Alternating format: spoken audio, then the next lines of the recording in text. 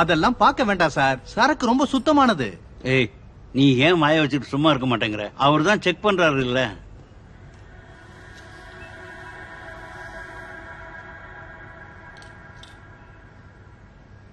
Five carat BVS1E color RBC stone. மார்க்கெட்ல 1 கோடி ரூபாய்க்கு மேல விலை போகும். எவ்வளவு? 1 கோடியா? சில சமயங்கள் அதுக்கு மேலேயும் போகும். இத பார்க்கும் பொழுதே நமக்கு அதிர்ஷ்டம் வந்துடுச்சுன்னு தெரிஞ்சது. ஆளு புதுசுங்கிறதால தான் யோசிச்சேன். நீ சொன்ன பிறகு சந்தேகம் போயிடுச்சு. ஆமா, இத வாங்கலாம்ல? எடுக்கலாம். Okay, done. இத பாருங்க, நம்ம ஆளு என்ன சொன்னாருன்னா, இது அவ்வளவு விலை போகாது, நான் ஒரு 15 வேணும்னா ஒரு 20 தரேன். இல்ல சார், வேண்டாம். Ready cash? இல்ல சார், அது சரியா இருக்காது. என்ன கை மேல காசுங்கிற வேணாங்கிற?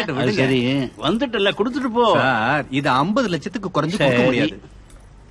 லாஸ்டா எவ்வளவுன்னா கொடுப்ப? சார், முழுசா 50 கொடுங்க. அதுக்கான ஒர்த் இருக்கு சார். அப்படியா? டேய், போய் எடுத்துட்டு வா. கொடுங்க. குடிங்க.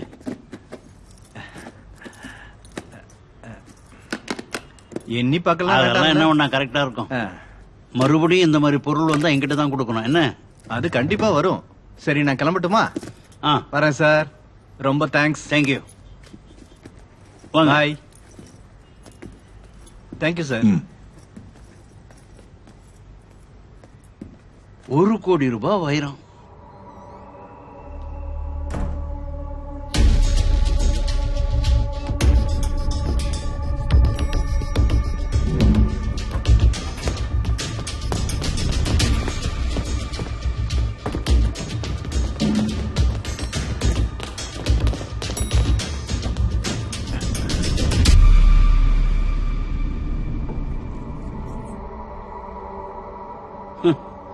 அப்போ இவன் முதல்ல நம்ம கிட்ட காமிச்சது ஒரிஜினல் கல்லு, அதுக்கப்புறம் நம்ம கிட்ட கொடுத்தது ஒரு டூப்ளிகேட். அப்படியே ஒரு குத்து விட்டனா.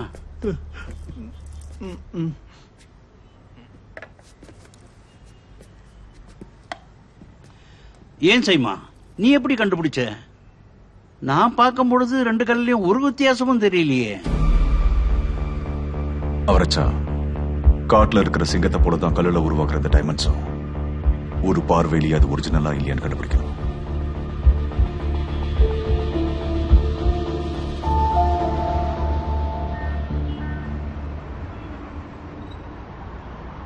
நான் வாங்கின வைரத்துக்கு விலை சொல்ல ரஷ்யாவில இருந்து வந்திருக்கல, எனக்கு அது போதும் செய்மா. நான் ரொம்ப சந்தோஷமா இருக்கேன். அவரச்சா, உங்களுடைய இந்த சின்ன பிசினஸ்க்கு விலை சொல்றதுக்காக நான் இப்ப இங்க வரல. அப்படியா? நல்ல நெல்லிக்காய் சைஸ்ல ஒரு பர்மி சூட் எனக்காக காத்துக்கிட்டு இருக்கு. அதுக்காக தான் வந்தேன். துபார் சைமா, அது கிடைச்சா எங்கிட்ட தான் கொடுக்கணும். நீங்க அதுக்கு தாங்க மாட்டீங்க. தாங்கறனா இல்லையான்னு பார்க்கலாம். ஏய், இல்ல வரச்சா, அப்படி எல்லாம் சொல்லக்கூடாது. அண்ணா, அந்த லெஃப்ட்ல கொஞ்சம் வண்டி நிப்பாட்டுங்க.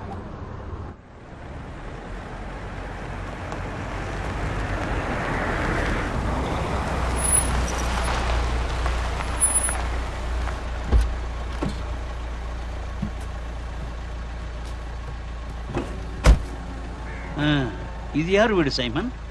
நீங்க கிளம்புங்க. சைமா, நான் சொன்ன விஷயத்த மறந்துடாத. Ruby Ruby. பாய். வண்டி எடுற.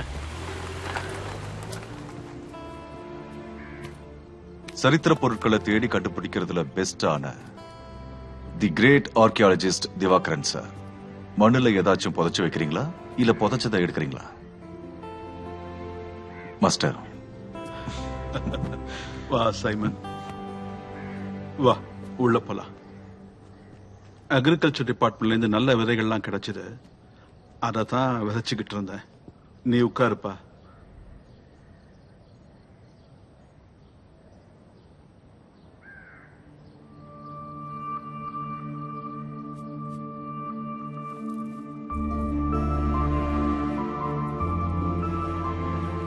நீங்க 2 பேருமே எனக்கு சிஷ்யங்க மாதிரி இருந்தது இல்ல, என் பிள்ளைங்களாத்தான் இருந்தீங்க.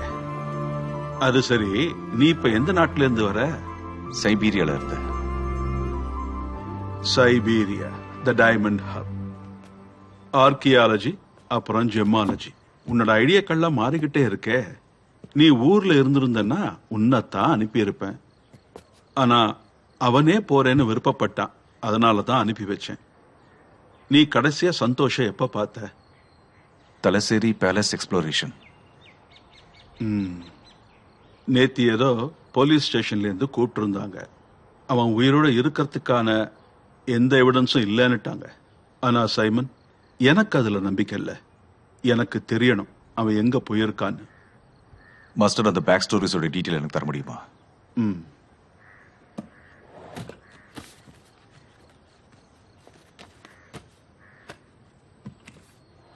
கொஞ்ச நாளைக்கு முன்னாடி எங்கிட்ட வந்த கேஸ் தான் இது. ஆனமலையில கரடிமலை எஸ்டேட். அங்க இருக்கிற ஒரு பழைய guest house. Actually it is a haunted பங்களோ. அந்த பங்களோல தங்கியிருந்தது ஒரு பிரிட்டிஷ் ஃபேமிலி. இது எப்பன்னு கேட்டா 80 வருஷத்துக்கு முன்னாடி 1940s. ஒரு கிரெகரி துரையும் அவரோட வைஃப் மார்கரெட்டும். துரை இன்ஜினியரா இருந்தாரு. அவருக்கு ஒரு வளர்ப்பு மகள் இருந்தா, கேத்தரின். இதுக்கப்புறம் தான் முக்கியமான விஷயமே இருக்கு. திடீர்னு ஒரு நாள் அந்த பொண்ணு காணாம போயிட்டா.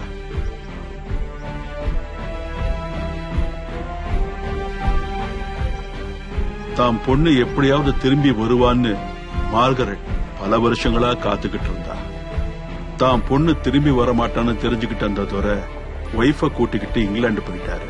ஆனா போறதுக்கு முன்னாடி தாம் மக எப்படியாவது திரும்ப வந்துடுவான்னு, அப்படி அவ வந்தா அவளுக்கு கிடைக்கட்டுமே மார்கரெட் அங்க ஒரு புதையலை மறைச்சு வச்சுட்டு போனா.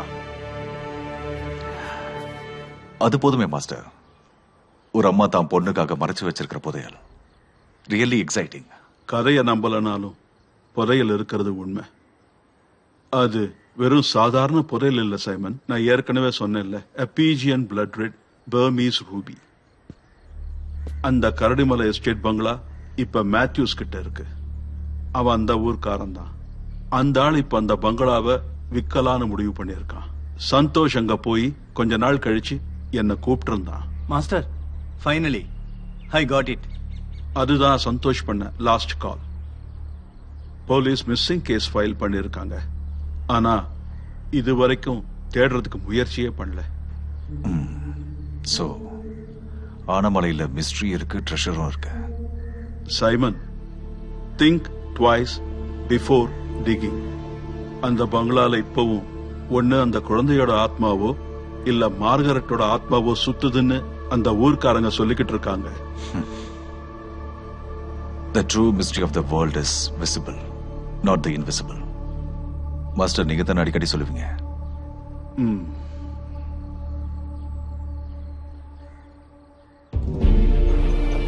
சைமன், உனக்கு 2 வேலை இருக்கு. ஒன்னு, சந்தோஷ்க்கு என்ன நடந்துச்சுன்னு தெரியணும். 2வது, அந்த புதையலை கண்டுபிடிக்கணும்.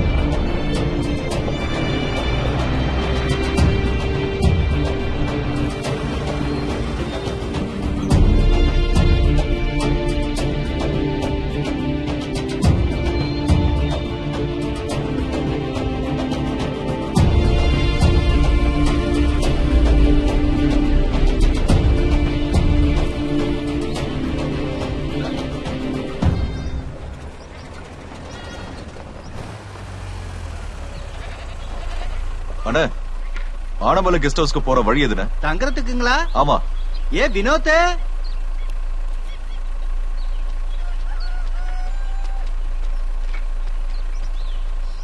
ஆனமலை கெஸ்ட் ஹவுஸ்க்கு வழி எதுக்கு சார்? நான் அங்க தங்கறதுக்காக வந்தேன். கெஸ்ட் ஹவுஸ்லயா? ஆமா. சார், இப்ப அங்க யாரும் தங்குறது இல்ல. வேணும்னா பக்கத்துல ரூம் இருக்கு சார், அங்க வேணா பாக்கலாமா? இல்ல வேண்டாம், நான் அந்த கெஸ்ட் ஹவுஸ்லயே தங்கிக்கிறேன். சரி, வாங்க போலாம்.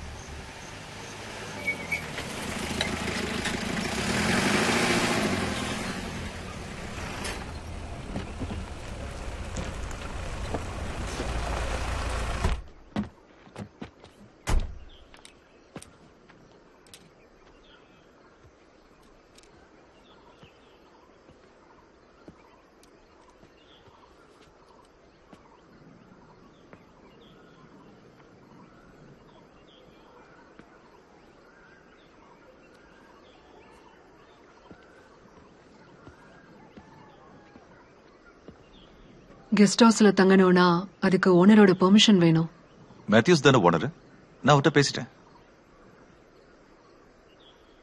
நீங்க உட்காருங்க சார், நான் ஒரு தடவை கால் பண்ணி கேட்டுக்கிறேன். ஓகே.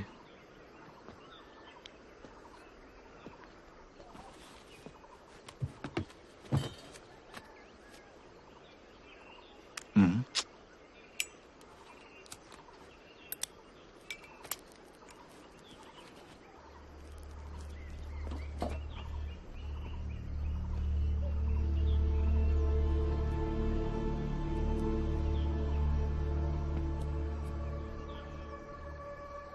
சார் என்கிட்ட சொல்லாம விட்டுட்டாங்க போல. நீ ரேஷ்மாவை கூட்டிட்டு போய் க்ளீன் பண்ணு. சரி. அவங்க அங்க போய் க்ளீன் பண்ணி வைக்கட்டும். ஓகே. ஆமா, சாருக்கு சாப்பிட என்ன வேணும்? Italian lasagna with double layer cheese. உங்ககிட்ட என்ன இருக்கோ அது கொடுங்கம்மா.